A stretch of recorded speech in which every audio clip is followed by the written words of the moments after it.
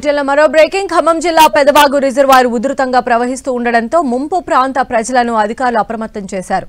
పెదవాగు పరిసర ప్రాంతాలు దిగువన ఉండే ప్రజలు అప్రమత్తంగా ఉండాలని ఏలూరు జిల్లా కలెక్టర్ వెట్రి సెల్వి సూచించారు. పెదవాగు రిజర్వాయర్ నుంచి ఇప్పటికే 10,000 క్యూసెక్ల నీటిని విడుదల చేశారని, రేపటికి వరద ఉధృతి మరింత పెరగొచ్చని కలెక్టర్ తెలిపారు. వేలేరుపాడు మండలం ప్రజలు ముందస్తు జాగ్రత్తగా సురక్షిత ప్రాంతాలకు వెళ్లిపోవాలని సూచించారు.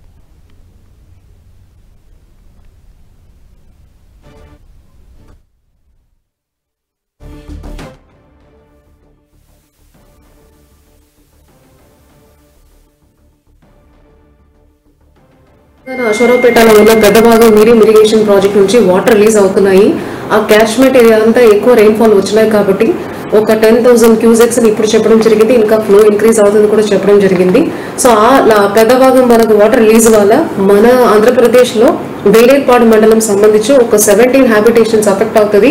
మనకు ప్రస్తుతానికి వార్నింగ్ ఏమీ లేదు, కానీ వాటర్ ఫ్లో ఇంక్రీజ్ అయితే ఆ లో లైంగ్ హ్యాబిటేషన్స్ లో ఉన్న ఇల్లు అలా అందరికీ అఫెక్ట్ అవుతుంది. కాబట్టి వాళ్ళందరినీ దయచేసి హై పాయింట్ కి మనం చెప్పిన లొకేషన్స్ కి, తహసీల్దార్ చెప్పిన స్కూల్స్ కి కానీ షిఫ్ట్ అవ్వాలని కోరుకోవడం జరుగుతుంది.